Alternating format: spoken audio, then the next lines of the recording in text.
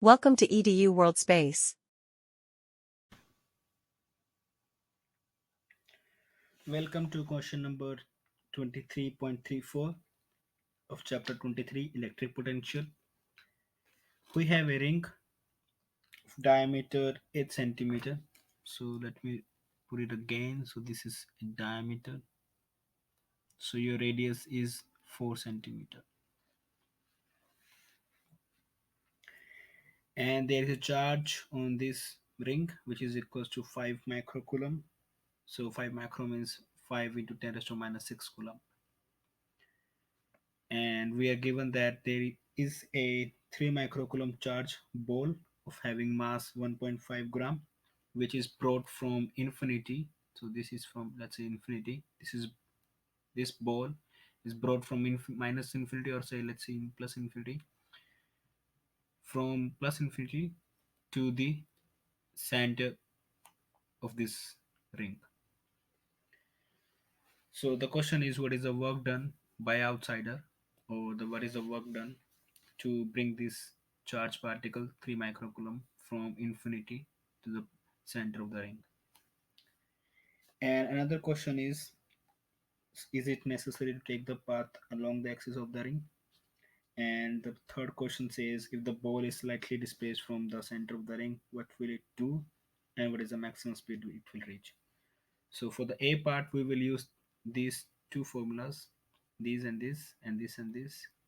And for the B part, we will use an argument to find out. And for C part, we will use this formula. So let's start with the first part A.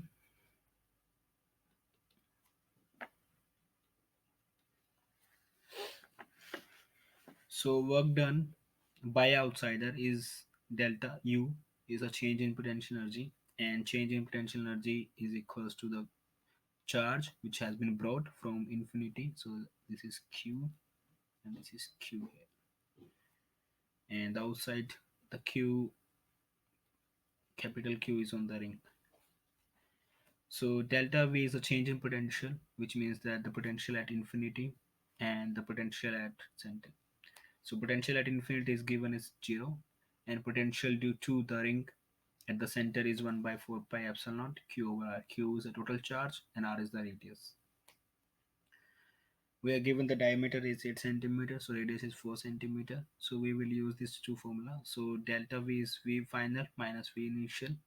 V final is the particle where is at the end, and V initial which is at the infinity. So using these values, we put and find out that W is equal to this value. So W, the work done, is equals to Q, which is 3 into 10 raised to minus 6 coulomb, into 9 into 10 raised to power 9, which is 1 by 4 by epsilon value, into Q, which is 5 into 10 raised to minus 6 coulomb, over R. R is your 0.04 meter. So we have used SI units. So remember to convert this in SI units. So using calculator, it's very easy to find out the value. So we have W equals to 3.38 joule. Since the particle both Q and Q are opposite signs, so the Q and Q are opposite, sorry, are the same sign, so they are repelling each other.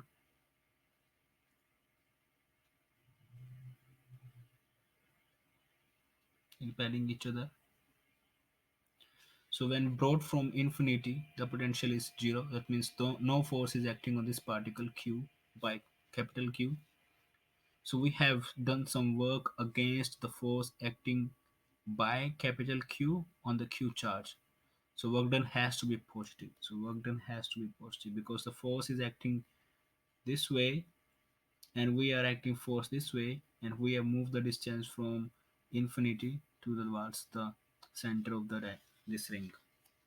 That means the work done by outsider is positive. Similarly, if we were asked to find out the work done by electric force,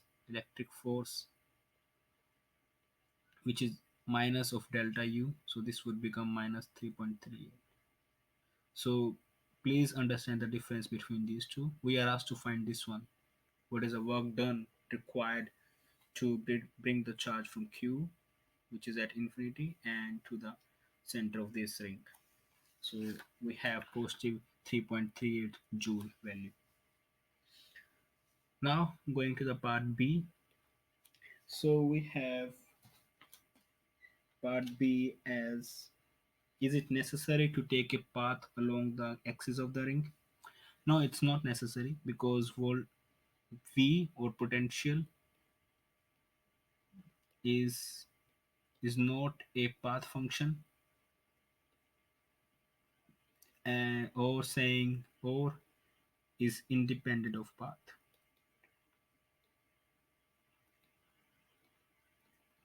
It means that if you are bringing the charge from infinity, doesn't mean to be that you should bring in a straight line, or you can bring in any way you want to bring, or maybe outside and roaming outside. Your final and initial positions matter. It doesn't matter how are you bringing along which axis against which force. We just have capital Q here and at infinity. So these are two positions given. That's it. So the potential is not a path function or is independent of the path. So we don't need to find out that the path which is taken by Q from bringing from plus infinity to this center of the ring should not be the same path. It can be any path, doesn't matter. So that's your answer. So it's not a path function, so it's independent of the path. We are asked also the why. The answer is very easy because the potential is delta V always. So we need just a difference. So we don't care about what the potential at infinity is, if we just know that potential at infinity is 0 and the potential at Q is whatever the value we have here. So we just need to find out delta V. We doesn't care if we have potential between them. Let's say there is some Q charge here, but this Q charge doesn't provide any potential here and at infinity, so we don't care because we just need to find out the potential at this point and at this point and take the delta V and then find out the work done. So coming to the part C, if the ball is slightly displaced from the center, so let's make another slide. So we have this ring. Now particle, let me make the good circle again. So now Q is here, so Q is here.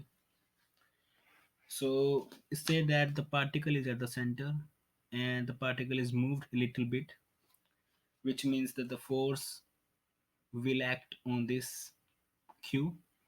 When is at the center of the circle, when is at the center of the circle, so there is no force on Q by capital Q because the force is acting on Q due to all elements cancels down each factor.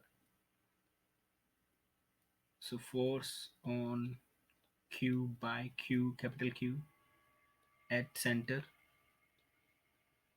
is 0. So there is no movement.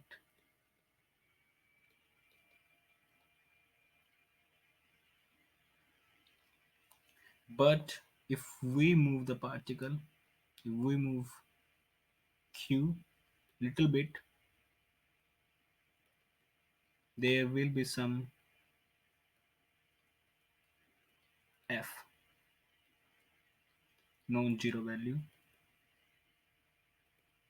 and the particle, let's say if it moves towards right side, so this is Q capital Q and this is Q, so the particle will start moving this way because they are repelling each other, so the particle moves move and move and move and go to the towards the infinity.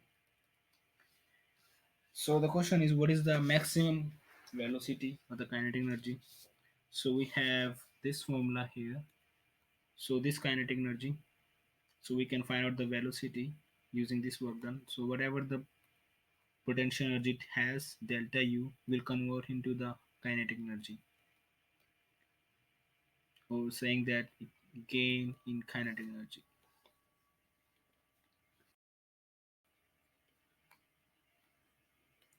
So this is 3.38 joule equals to half mass into v square. Mass is given, which we have 1.5 into 10 to the minus 3 kg. So we have v equals to 2 into 3.38 over 1.5 into 10 to the minus 3. So using calculator, you can find out the value of the v here. So it's very easy.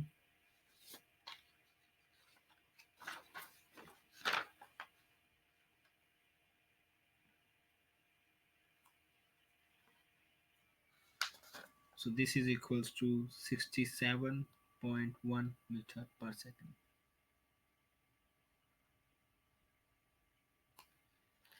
So that's the maximum velocity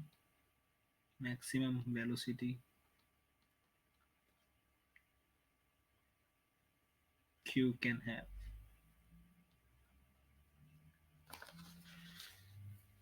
So it's just very easy because the kinetic energy is maximum when the whole potential energy is converted into kinetic energy.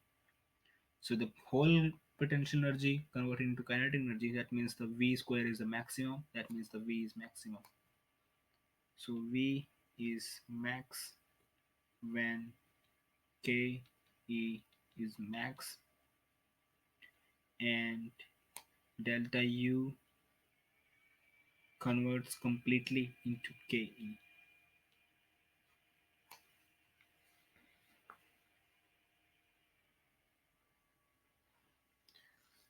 So that's your answer. I hope you have understood everything. So you can take a look at the slides again.